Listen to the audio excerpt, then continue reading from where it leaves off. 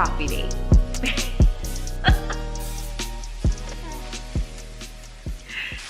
So I'm excited that you are joining me for our third coffee date. It has been a lot of fun just starting the week out with you all. Not just fun, I feel like it's been really purposeful. And I've enjoyed my quiet time with each of you and just sharing a brief scripture and just starting our week off right, because I love that my tribe is also super intentional about having a positive week, and therefore doing what that requires. So putting the word in our hearts, something that we can meditate on and come back to center our minds and our hearts. So today, Evie is joining me. She's actually watching her dad in the kitchen cook. If you don't know by now, Robbie is Evie's person. So if he's around, that's where her attention is going to be. Are you gonna look at the camera? Okay, yeah, so there's that. So welcome to Coffee Dates. And I do that because I'm trying to get her to look at the camera, and she's like, yeah, I don't care about the logo. No, thank you. Right, she's like, no, we're not gonna do that. We're not gonna do that. That's her daddy says, no, thank you. She's zeroed in on him. So I'm gonna go ahead and get started. And we're going to actually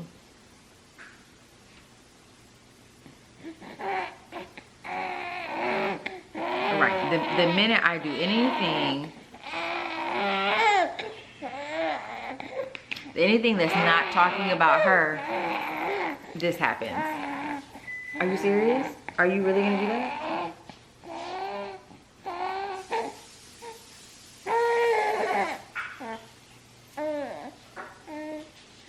I don't know. I don't know if we're gonna keep this this footage. I don't know, but we'll see. I did say that we're going to have transparent, organic time together. This is really me in my house and how things are happening. As you can hear, Robbie making all the noise in the kitchen. She's making all the noise to get his attention. This is my life on the daily. So we're just gonna go ahead and jump right in. So today we're going to jump into day 11 of the Faith Goals Journal. If you don't have the journal, feel free to pick it up on petrapendar.com. I love it because it's a very gentle guided journal. It's not beating you over the head. It's really just having you to be introspective and to reflect on where you are so that you can build intentional relationship with God while learning who you are. So it really is a lot about self-assessment, self-love, self-care. So anyways, I'm on day 11, and day 11's prompt was, today write out the ways that you have actively pursued quiet time with God. Note the areas you need to work on. And I thought that was so fitting for coffee dates, because we are, having this quiet time with each other and with God and his word. And so I thought it was just so good that was today's prompt. But the scripture that's associated with day 11's prompt is Acts 17:27. And it said, God did this so that they would seek him and perhaps reach out for him and find him, though he is not far from any one of us.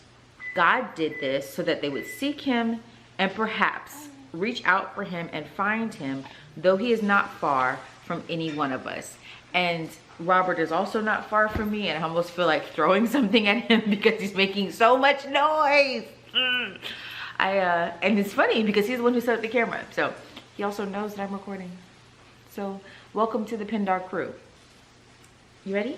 Okay.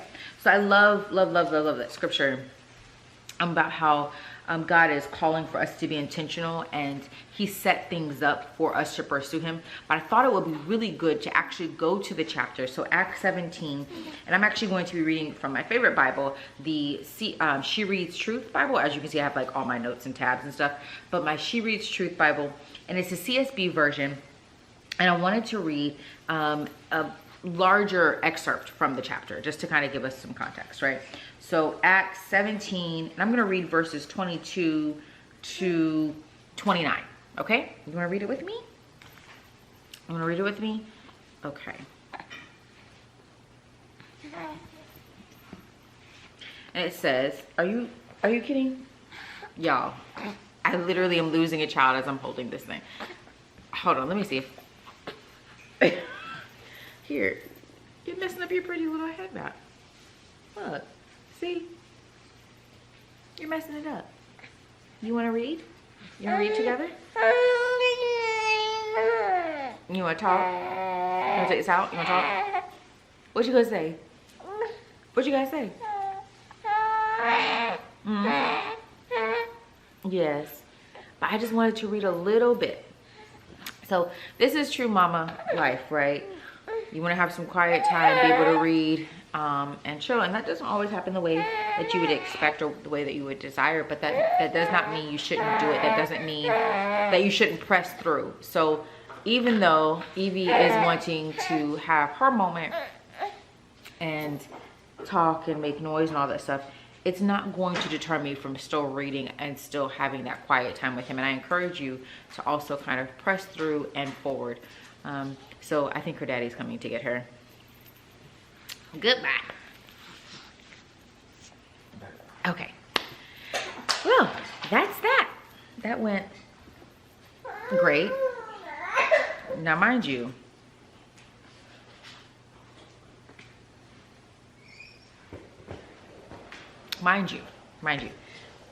she was just asking for him, and did you hear her crying because she got put in the stroller to get wheeled away? Because she wants him to hold her. And that's what this is about. So now we're gonna have a coffee date for real, but I'm not going to be long because, as you can hear, my house is like up and at 'em, and I would like to do these when they're asleep and out of the way, but you know, can't have everything you want. So again, we're doing day 11's prompt in the guided journal, and it's Acts 17:27 is the verse for that day. And today's coffee, because I don't think I told you today's coffee. Today's coffee is Stella Rosa. One of you sent me the link for it and then got it for me, so I'm so excited about that. It was actually one of my birthday presents, and it is absolutely delicious. So if you're looking for a smooth coffee that has a semi-sweet raspberry undertone, this is the one for you. It's not overly harsh at all, and it does, you know, semi-sweet chocolate, it's kind of like that, but to me semi-sweet chocolate has kind of like a gritty aftertaste. It doesn't have that, so it has all the semi-sweetness, so it's not, you know, really over the top sweet, but it's really nice, really mellow, and the raspberry adds like a nice little bit of freshness to it and natural sweetness.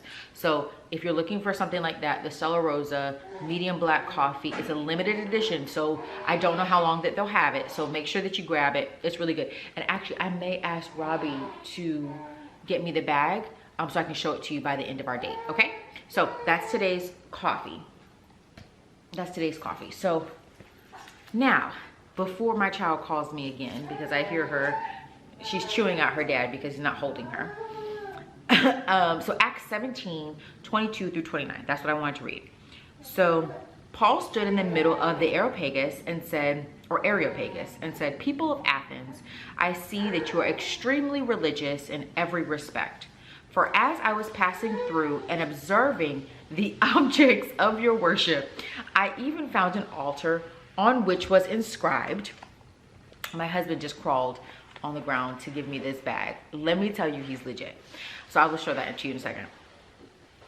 "For as I was passing through and observing the objects of your worship, I even found an altar on which was inscribed, 'To an unknown God.' Therefore, what you worship in ignorance, this I proclaim to you. The God who made the world and everything in it, he is Lord of heaven and earth. He does not live in shrines made by hands, neither is he served by human hands as though he needed anything, since he himself gives everyone life and breath and all things. From one man he has made every nationality to live over the whole earth and has determined their appointed times and the boundaries of where they live. He did this so that they might seek God, and perhaps they might reach out and find him, though he is not far from each one of us. For in him we live and move and have our being, as even some of our own poets have said, for we are also his offspring. And since we are God's offspring, then We shouldn't think that the divine nature is like gold or silver or stone, an image fashioned by human art and imagination. So that's Acts 17:22 through 29. And I really, really love this. One, because it kind of ties in with last week's where we were talking about Romans 8 and how we have become heirs with God. And so everything that he has and that he has given to his son, we have access to, and that he willingly chooses to give us those things. Even with all of our flaws and mistakes, God has made us heirs. And so what I love about this is that it talks about the intentionality of which God made us, and he put within us this need that is fulfilled only by seeking out relationship with him. And it has this objects of worship. So you're worshiping things or idols or inanimate objects, and even saying an unknown God. So people are so caught up on religious practices or rituals or things that look good and make them feel good. But God is not confined to our imaginations or how we would describe him. And he's not confined to the four walls of a shrine or a synagogue or a church. God created us and created all things, and therefore he's bigger than that. And that means that what he has for us is greater than that. So we have these imaginations and these desires and this idea of who God is. But he says, you know, I created you and I gave you this innate need for me so that perhaps you would tap into that and reach out and pursue relationship with me so that I can tell you who you are and what's in you. And so that you're not worshiping me in ignorance, right? And you're not pursuing this unknown being who has no connection to you, but that you're realizing that within you, you are what I have created. You are my child. You are my offspring. And therefore, there is a special connection. And it's greater than riches, silver and gold, or stones like diamonds and rubies. It's greater than that. It's more special than that.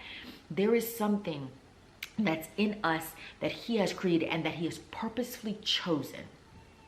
And so then he's calling us to reach out and seek him.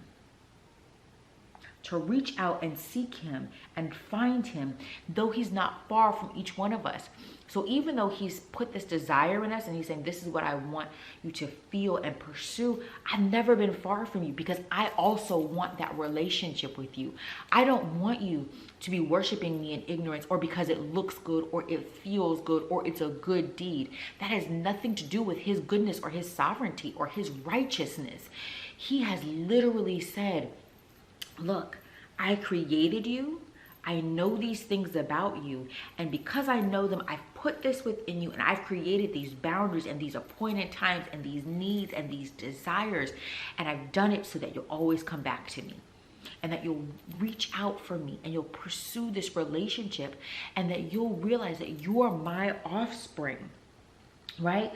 And then he says that I am not an image fashioned by human art or imagination. I'm bigger than that. I'm better than that. I'm bigger than that and I'm better than that. And he says he has given everyone life and breath and all things. We are God's offspring. We are God's offspring. I'm literally looking at this and I'm like, wow, not only are heirs, but we're his offspring. We come from him. We come from him. He himself gives everyone life and breath and all things. Life and breath and all things. For in him we live and move and have our being because we are his offspring. We come from him and we're a part of him. And so in him we live and we move and we have our being. How beautiful is that he says, I don't need your rituals. I don't need these pompous services or things that just look good. I actually want relationship with you. I've created you to live over the whole earth and determined your times and boundaries of where you will live. so that you might seek me and perhaps reach out to me and find me, though I'm not far from each one of us, from each one of you. How incredible is that? That he had so much forethought about the relationship that he desired from us, that he gives us not only choice, but he also gives us this innate desire. This innate desire to figure out what we want to do with that choice. Because it says that we might seek God.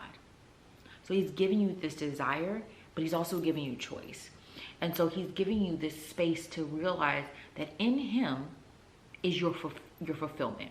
In him is your peace. In him is your totality.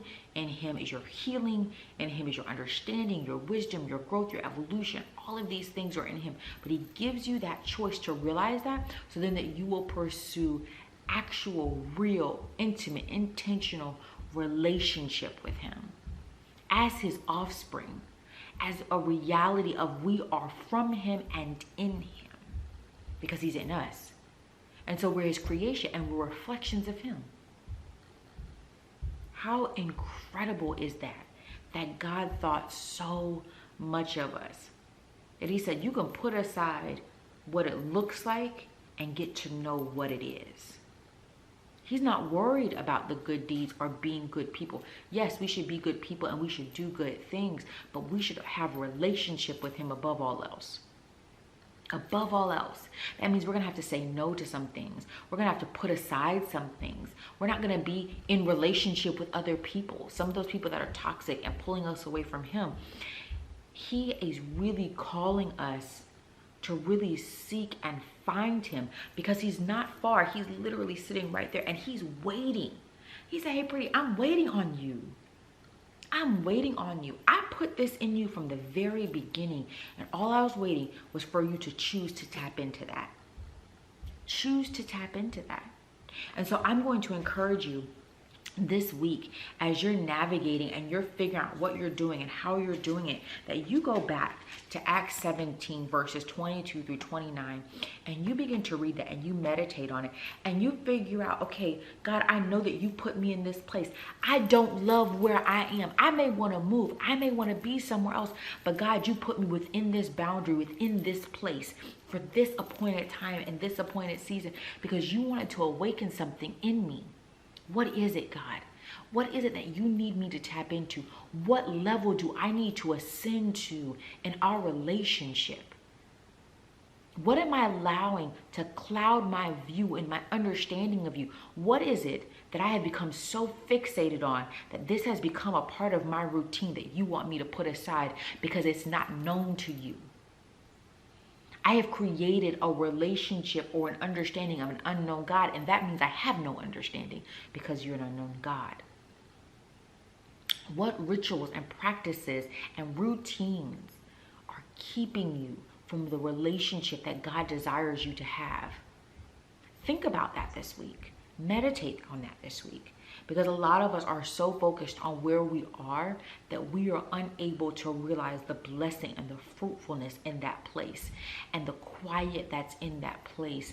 And he's saying, I don't need the hooping and the hollering. I need for you to listen. And I need for you to seek me out. And I need for you to be intentional about me, because your imagination about who I am and your understanding of what riches and of what greatness is, that has nothing to do with me. I'm bigger than that. I'm better than silver and gold and stones. I'm bigger than your imagination. I'm more complex than your imagination. But I'm also so simple that the reality is I chose you. And I choose to sit with you day after day, even when you ignore me, because I'm waiting for you to tap into that little thing, that desire that's within you, to say, what is this? Why am I here? Why am I here? What am I doing? What do you want from me, God? In you, I have and I live and I am. God, I am yours. I'm yours. So, yeah, that's the thing. That's what I want us to think about this week. That's what I want us to think about. Acts 17, the verse, the actual like focus verse is 27. But go ahead and read Acts 17 verses 22 through 29. It's day 11 in your guided journal if you want to check that out.